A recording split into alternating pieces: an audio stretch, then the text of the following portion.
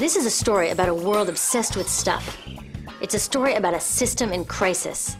We're trashing the planet, we're trashing each other, and we're not even having fun. The good thing is that when we start to understand the system, we start to see lots of places to step in and turn these problems into solutions.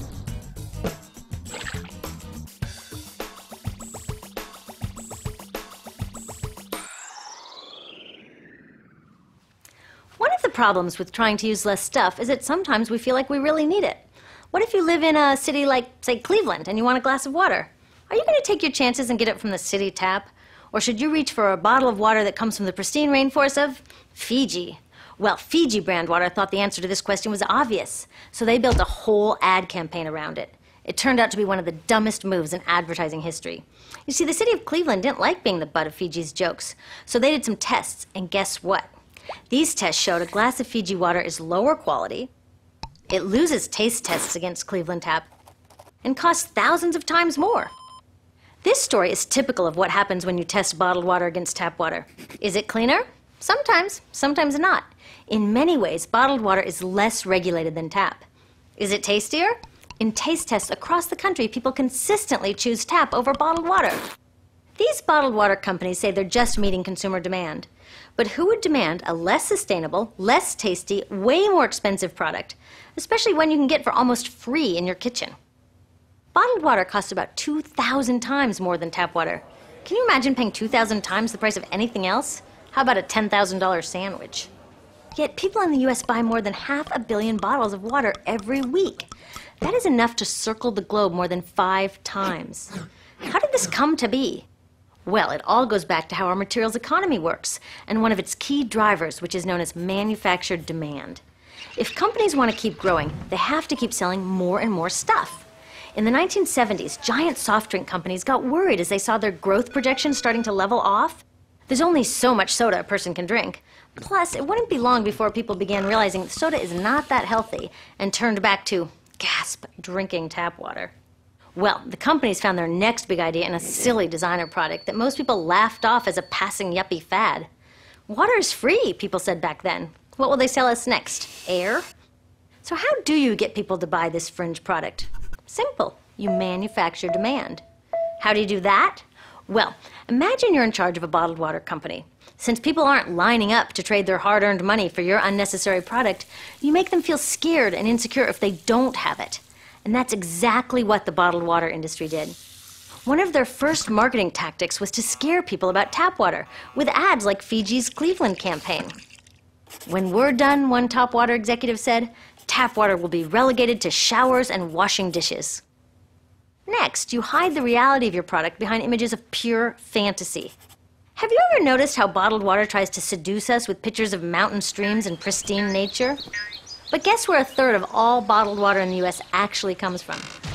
The tap. Pepsi's Aquafina and Coke's Dasani are 2 of the many brands that are really filtered tap water. But the pristine nature lie goes much deeper. In a recent full-page ad, Nestle said, bottled water is the most environmentally responsible consumer product in the world. What? They are trashing the environment all along the product's life cycle. Exactly how is that environmentally responsible? The problems start here with extraction and production, where oil is used to make water bottles. Each year, making the plastic water bottles used in the US takes enough oil and energy to fuel 1 million cars. All that energy spent to make the bottle, even more to ship it around the planet, and then we drink it in about 2 minutes? That brings us to the big problem at the other end of the life cycle, disposal. What happens to all these bottles when we're done? 80% end up in landfills, where they will sit for thousands of years, or in incinerators, where they are burned, releasing toxic pollution. The rest gets collected for recycling. I was curious about where the plastic bottles that I put in the recycling bins go. I found out that shiploads were being sent to India, so I went there. I will never forget riding over a hill outside Madras, where I came face to face with a mountain of plastic bottles from California. Now, real recycling would turn these bottles back into bottles. But that wasn't what was happening here. Instead, these bottles were slated to be downcycled, which means turning them into lower quality products that would just be chucked later. The parts that couldn't be downcycled were thrown away there, shipped all the way to India just to be dumped in someone else's backyard. If bottled water companies want to use mountains on their labels, it would be more accurate to show one of these mountains of plastic waste. Scaring us, seducing us, and misleading us. These strategies are all core parts of manufacturing demand. Once they've manufactured all this demand, creating a new multi-billion-dollar market, they defend it by beating out the competition. But in this case, the competition is our basic human right to clean, safe drinking water. Pepsi's vice chairman publicly said, "The biggest enemy is tap water." They want us to think it's dirty and bottled water is the best alternative. In many places, public water is polluted, thanks to polluting industries like the plastic bottle industry. And these bottled water guys are all too happy to offer their expensive solutions, which keep us hooked on their products. It is time we took back the tap. That starts with making a personal commitment to not buy or drink bottled water unless the water in your community is truly unhealthy. Yes, it takes a bit of foresight to grab a reusable bottle on the way out, but I think we can handle it. Then take the next step. Join a campaign that's working for real solutions, like demanding investment in clean tap water for all. In the U.S., tap water is underfunded by $24 billion, partly because people believe drinking water only comes from a bottle. Around the world, 1 billion people don't have access to clean water right now. Yet cities all over are spending millions of dollars to deal with all the plastic bottles we throw out. What if that money was spent improving our water systems, or better yet, preventing pollution to begin with? There are many more things we can do to solve this problem. Lobby your city officials to bring back drinking fountains. Work to ban the purchase of bottled water by your school, your organization, or entire city.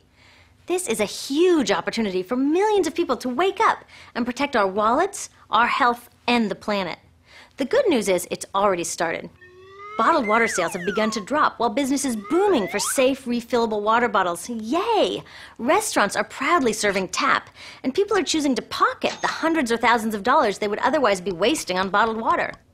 Carrying bottled water is on its way to being as cool as smoking while pregnant. We know better now.